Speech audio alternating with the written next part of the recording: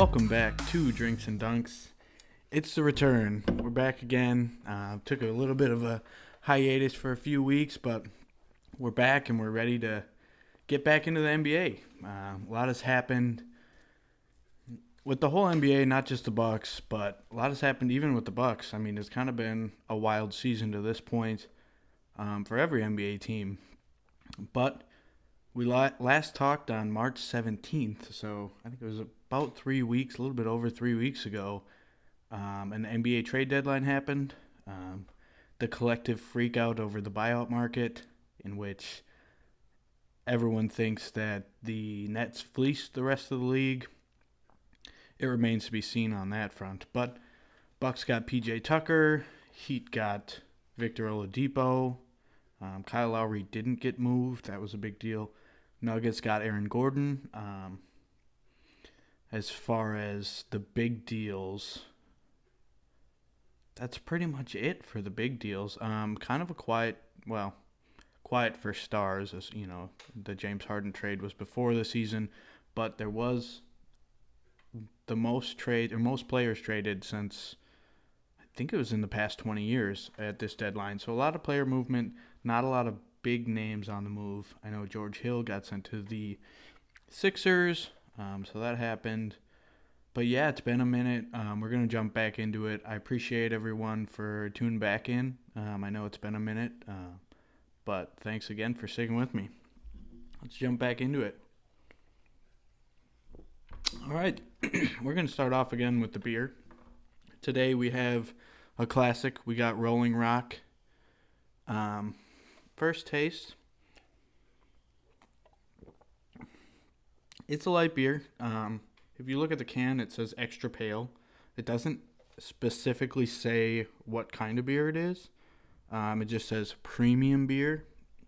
But it's a light beer. It's 4.4%. It's brewed out of St. Louis, Missouri. Yeah, it's Rolling Rock. It's fine. It's not anything crazy. It's got a little bit more flavor, in my opinion, than Busch Light. A little bit less than Miller Lite. It's not as bad as Red Dog. It's not as bad as Ice House, stuff like that. But we're going to give it a 6.6 because it's fine. I mean, I'll get to other light beers eventually, but it's drinkable. It's passable. In terms of NBA players, a fine, passable, light NBA player, I'm going to say, it's going to be a backup. It's not going to be a starter. You're looking for a guy to come and eat some minutes. I'm going to go with Mo Harkless. Play a little defense, occasionally hit a three. Kind of a 3-and-D type of beer, if you ask me. So we're going 6.6. We're going a Mo Harkless type, Al-Farouq Aminu, if you will. Some of those former Blazers wings that they have. So yeah, we're going with a 6.6 Rolling Rock.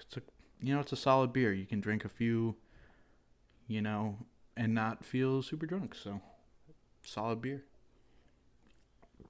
All right, moving on. We're going to talk about the picks we made on March 17th, which, was a while ago. But I picked the Bucks -5.5 versus Philly. That was a pretty wild game. If I do remember correctly, Bucks were down big, couldn't hit a shot, but then ended up grinding back. There was no Embiid in that game, and Giannis took over and ended up winning it in overtime, hitting threes, step back, making crazy plays, driving past Dwight Howard. That was a really fun game. Bucks won by 4, but I had a -5.5, so that's an L. Kind of crazy that they even got close, to be honest, but we took an L there. We were 1-1 before those picks. That brought us to 1-2. And then I had the Heat +2 at Memphis. The Heat ended up losing by 4. Memphis is a bit more feisty than I anticipated. I've been betting on the Heat all year, expecting them to turn around and get hot at some point. They have let me down. I mean, they're about a 500 team. They did add Oladipo. He did just go down with another injury last night. We'll see if that moves the needle. As far as the Heat go, I don't know. They added Trevor Ariza as well, but it seems more like an Andre Iguodala type signing last year where, he doesn't really add that much. They still miss that Jay Crowder type. who was just a dog for them last year. And we'll see if Oladipo can get back to form. Hasn't looked super great to this point, and with that new injury coming up, and only 20 games till the playoffs, we'll see if he can really help them. So Memphis beat them by 4, lost that one as well, brought us to 1-3. Not a good start to the second half, but we got 20 games left. Got a 5-ish week stretch here where we're gonna rip off some W's. So I'll be taking my 10-second chug for the previous picks, and here we go.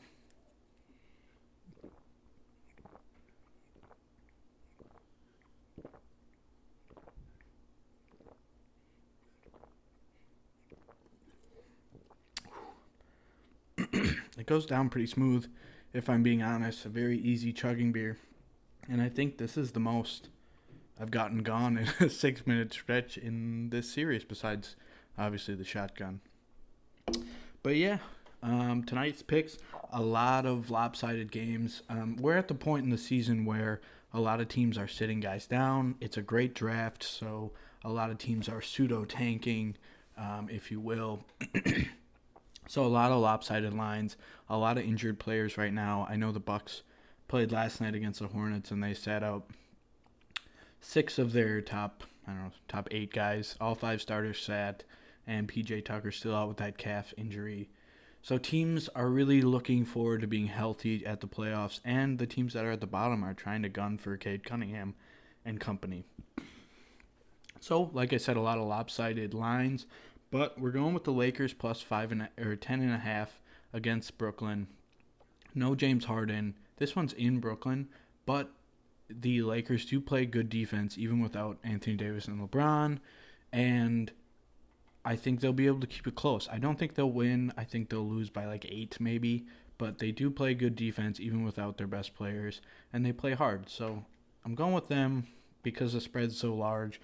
And then I'm going with the Thunder plus 10, kind of keeping with that same mentality of it's going to be close. They're going to keep it close. They're scrappy.